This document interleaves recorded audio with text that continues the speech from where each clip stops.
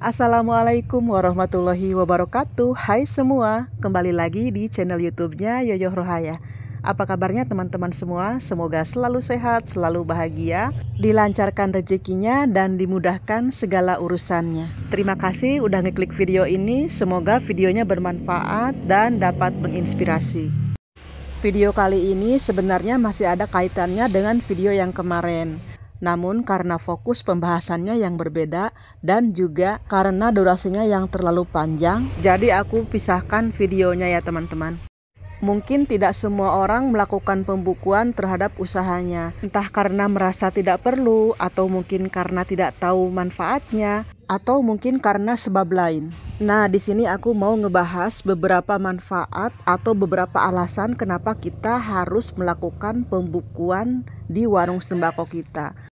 Di sini aku hanya membagikan pengalaman aku dalam mengelola warung dengan melakukan pembukuan, bukan dengan kapasitas sebagai seorang ahli ekonomi atau sebagai seorang yang pakar di bidang dunia persembakoan, bukan ya.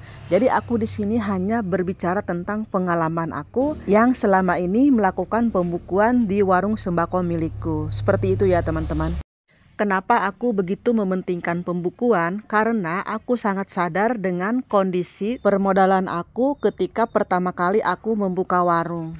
Bagi kalian yang memulai membuka warung sembako dengan modal puluhan juta atau ratusan juta, mungkin akan lebih mudah dalam membelanjakannya. Istilahnya ada uang, ada barang yang dibeli, tinggal beli kan gitu. Beda halnya dengan kita yang memulai membuka warung sembako itu dengan modal kecil, kita akan lebih rumit ya membagi-bagi uangnya gitu. Misalkan ketika kita berbelanja, kita bisa beli beberapa jenis barang, tapi beberapa jenis lainnya kita nggak kebeli. Nah, baiklah langsung aja ke beberapa manfaatnya ya teman-teman.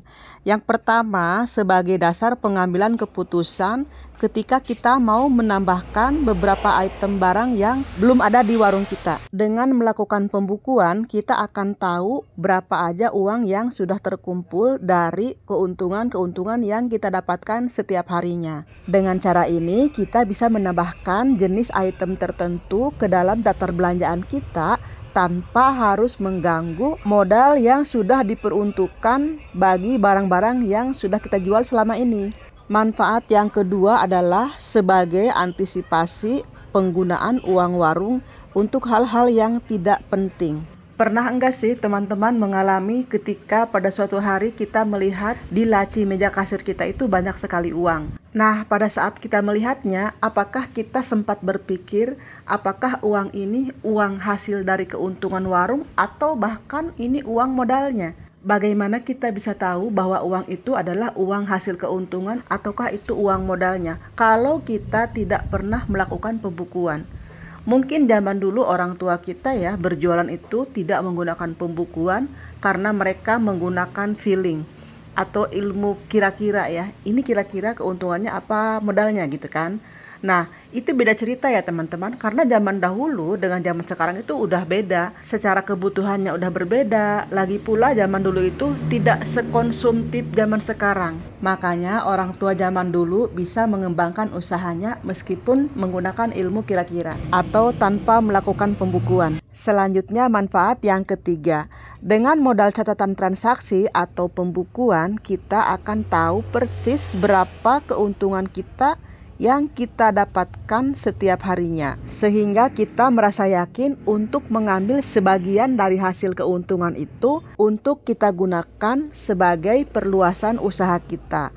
Nah, ini tergantung kitanya ya teman-teman, apakah uang dari keuntungan itu akan kita gunakan untuk memperluas bidang usaha yang sama yang udah kita kerjakan selama ini, atau kita mungkin mau mengincar investasi di bidang lain. Nah, di sini kita bebas ya memilih, lihat-lihat situasi aja, gimana keadaan warung kita, perkembangannya bagaimana, kedepannya bagaimana. Silahkan dipikirkan, silahkan dipertimbangkan, karena bagaimanapun yang lebih mengetahui kondisi dari warung sembako itu adalah pemiliknya sendiri.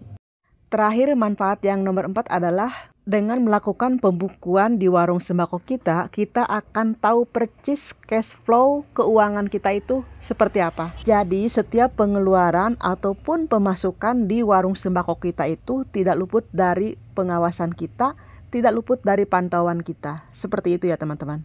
Nah, pertanyaannya mungkin, lalu apa tujuan akhir dari pembukuan di warung sembako kita? Tentu saja tujuan akhirnya adalah untuk membuat warung sembako kita bisa lebih maju dan berkembang dengan pesat. Nah, seperti itu ya teman-teman penjelasannya. Semuanya aku kembalikan kepada kalian ya. Yang pasti selama ini aku merasa sangat terbantu dengan sistem pembukuan yang ada di warung sembako milikku. Kenapa aku memilih berinvestasi di bidang lain? Karena aku melihat ada banyak sekali kesempatan bagi aku untuk berinvestasi di bidang lain. Kebetulan tempat tinggal aku itu dekat dengan lingkungan perkebunan kelapa sawit dan juga dekat dengan pabrik pengolahan kelapa sawit. Jadi aku melihat ini adalah sebuah peluang ya untuk aku bisa berinvestasi di bidang lain yang dapat menghasilkan cuan setiap bulannya. Misalkan teman-teman mau memperluas usaha warung sembakonya atau membuat lebih besar lagi, membuat cabang lagi atau gimana, ya silahkan ya. Kalau memang udah ada dananya, udah ada budgetnya, silahkan dikelola uangnya untuk modal warung sembako yang lebih besar lagi. Dalam hal ini silahkan kembalikan ke kondisi warung kita ya. Silahkan analisa keadaan warung kita, apakah memungkinkan untuk diperluas atau diperbesar, silahkan ya. Silahkan dianalisa, yakinlah bahwa kita sendiri yang lebih tahu kondisi dan prospek toko kita ke depannya. Nah teman-teman, sekian dulu videonya ya. Terima kasih sudah menonton. Sampai jumpa di video berikutnya. Tetap sehat, tetap semangat, dan tetap bahagia. Wassalamualaikum warahmatullahi wabarakatuh.